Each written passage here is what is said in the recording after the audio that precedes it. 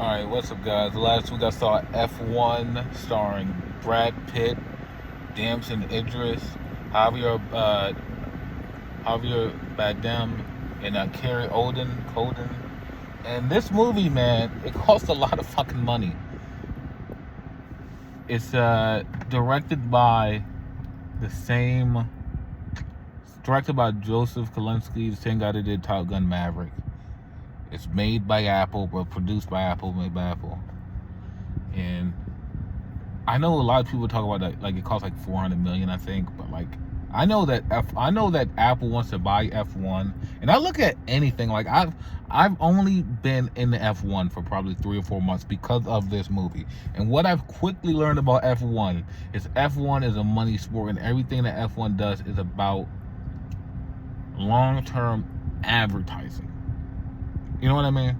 So this movie, not only, and I know that Brad Pitt came at them with the idea, but still, this movie for Apple, and Apple is the king of that long-term advertisement. They spend a lot of money for gain in the run, not immediate gain. So they see this movie as a way to probably entice Formula One to sign with Apple. Because I'm going to be honest, I've only been in Formula One for 3 or 4 months. And I can tell you, in the 3 or 4 months that I've been in Formula One, ESPN does not give an ounce of a fuck about Formula One. They don't care. They don't care. I don't think Formula One gains a fucking thing from being on ESPN. Not one thing. I think, and once football season comes back, I haven't really looked at the schedule because I'm new, but I think like once football season comes back, they're gonna put it on the ABC if they have a daytime race, and if they have a morning race, they might put it on ESPN too, because they're probably going to put the Sunday pregame on ESPN. And if there's a game, because NFL does have, like, I know I'm going on a tangent, I'm not talking about the movie yet, but I'm just talking about how this is essentially just more advertisement. A lot of money's being spent for long-term, for things that are going to happen in the long term. And that's what, so if you're someone who's like worried that you're not, like, I know they want to make a sequel to it. Like, we already know that. So, like, if you're a person that thinks you're not going to get something from this movie, you're not going to get a sequel, you're not going to see these characters because it costs $400 million, they're probably not going to make that back on the box office run, just know that this is a lot of money a lot of chips are being gambled for other things to happen. It's more than just the actual movie. It's more stuff going on in this movie. For my Formula One fans, people that want to get into Formula One, people who are just fans of this movie. And this has been my most anticipated movie of the last, pretty much of the year. I wanted to see this movie more than Superman, more than F4. Like, I'm ready. Like, that first trailer where Idris' character asks, hey, what was the last race you won? And Brad Pitt goes, Daytona. Like, that, man, that first fucking trailer was so good. And I've been hyped for the movie since. And I can say, like, I know a big mini controversy that happened before this movie came out was people were upset that Simone Ashley's character got cut down. And Simone Ashley is a person that, the only thing I've ever seen her in was Sex Education. I know she's big in Bridgerton, but I've only seen her in Sex Education. And she was a side character in that. So it's like, I think people need to, like, I know who Damson Idris is. I watched Snowfall. I watched Snowfall when that fucking thing dropped, and I watched it till it ended. I know who Damson Idris is. Franklin Saint, that's a bad motherfucker. I know who Damson Idris is. But Simone Ashley, I know she was on a big Netflix show, but people be saying some out-of-pocket shit when it's an actor that they like stand. They be talking about, like, oh, we was watching this movie for her. Like, bitch, you wasn't gonna watch the fucking movie to begin with. Don't come talking that dumb shit. We can act like we can't look at these splits. Like, we don't see the demographics of who be watching what. But you weren't gonna watch the fucking thing to begin with. You weren't gonna watch the fucking movie. So why the fuck you coming up on Twitter like, oh, we were watching it for her? You weren't gonna watch it to begin with. Don't fucking lie to us, and don't think you're tricking them people in the suits either. Just because don't think you tricking them people in the suits either. They know what the fuck they doing. They know who's gonna watch what because of who, because of why, and what and why not. They know. Okay. It sucks that she is an Asian actress. I'm sorry. She's an aging actress who's also self-Asian, and not many Asians in general get big parts in Hollywood. You know, like even as a black man, I even recognize it when it comes to big roles that are even outside of what's going on.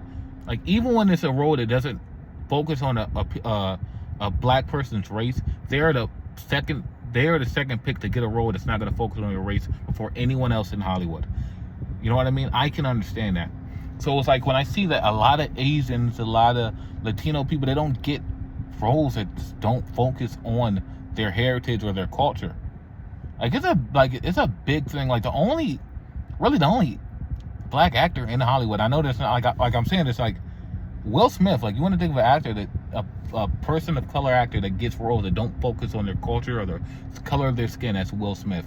So I know it sucks for a lot of people to see. They think Simone Ashley was going to get this big chance to be representation for them in a role that didn't really focus on her culture or her skin color, and to see that get cut down, I know it can feel like a slap in the face, but this is how things go. You know, people get cut out of movies all the time, and I know because it's this girl who they hope will become much bigger than what she is right now, that it can feel like a bigger slight than just an actor being cut. It can feel like it's a something more. You know what I mean? So I just wanted to say that because like that's a little mini controversy. But let's get to the movie. This movie fucking rips. I saw it in IMAX. I know not all the logic is strong. Like I'm watching like, and something someone else said is like, people were upset that she got cut, but what really kind of upset me at the same time was like, why didn't we get more of the other racist POVs?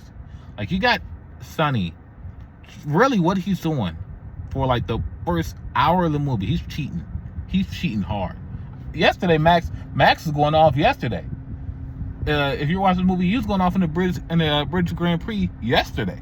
And you telling me this American fucking racer and came in and is basically cheating for his teammate to gain position for some points, and no one's gonna say a goddamn thing about it.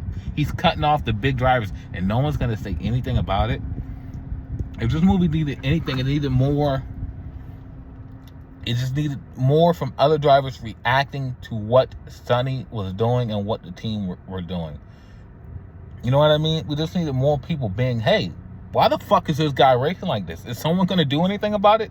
We just needed more of that. Like, I know, like, because, like, I know the drivers weren't psyched about this movie. Like, they interviewed them, like, it's probably been a month ago since they got their, like, private screening. And not everyone went. I can't remember who exactly didn't go, but one big driver just didn't go. They didn't give a fuck. So it's like, if they didn't give a fuck to go, why would they care to be in the movie? Maybe when they make another one, and if Brad Pitt's character's still there, if they make another like sequel to this, maybe they want to be in that one so they can give more of a other driver's perspective on what's been going on with Apex. But other than that, that's something I want to see. But this movie kind of hits some of the same beats as the usual sports movie. You know, underdog. They suck real hard at the beginning. Then they get the teamwork going. Then they start doing better and better and better. And then you come to the climax where they finally get the big win. It's a usual sports dynamic, but with F1 cars. Nothing we ain't seen before. But I think Kalinske, what he did with the camera, and that you could really feel those fucking cars rip around that track, man. And the score in this movie, the score is, I can't find it, but like the score that they did, like in the trailer, the first trailer, and at the end of the movie when Kara Odin said, "Oh, he's flying," like that fucking score is amazing. It's amazing. That score is so good. And I think that on a technical level, that's what makes this movie like really above the usual like sports type of formula that we get with these movies. You know what I mean? Like, I feel like a lot of people just tack the same old sports formula on all these movies. Like, whether it's tennis, basketball, football, Formula One movie. But Kalinske was able to elevate it on a technical level so it could stand out. You know what I mean? Brad Pitt, his character was really good. I saw some people complain that they didn't think Idris had a lot of screen time, so I was expecting to come in here and like once I saw Carrie, I hope I'm saying the name right. Once I saw Carrie Colden's character in here, I knew, okay, well, Brad Pitt's character is gonna fuck her. Let's just get that out of the way. Brad Pitt's character is gonna fuck her. So, and I thought that relationship was gonna take up way more time than it did, and it did take up about, like, them building chemistry took up about probably 10 to 15 minutes, but people had me worried that I wasn't gonna see a lot of Damson Idris. He was in this movie. He had easily 45 to 50 minutes of screen time, easily. Like, I feel like Brad Pitt probably only had 20 or 30 more minutes of screen time than him. Like, he probably had the second most amount of screen time after Brad Pitt. You know what I mean? Easily. So I don't feel like he was overshadowed at all. You know what I mean? So yeah, like I said, like, this is the usual sports movie formula, but it is elevated by Kalinski's directing on a technical level. That's what makes the F1 movie so great, in my opinion. This is easily an 8.5 out of 10. I think, like I said, we could have got some more. If we got some more stuff from other drivers reacting on what was going on, that could have been great. If we could have got some more meat on the bone after Idris's character accident, like, if we could have got, like, I don't know, I feel like we could have done more than just a montage of them doing better and better and better. Like, we could have maybe got something more from that. Maybe I could elevate it a little bit, because I feel like we went from his accident to boom, the third act, Sonny can't race anymore, and it kind of, and I wish we saw more of the Las Vegas race, but I'm pretty sure they could have filmed more than what they had. Like, I'm pretty sure that shit was costing them hundreds of thousands of seconds per minute that they were filming on that track. So I can't even hate on that. So yeah, F1, 8.5 out of 10. I really enjoyed it. I think you're really gonna enjoy it too if you go out and see it right now. While it's still in theaters, while it still has IMAX right now.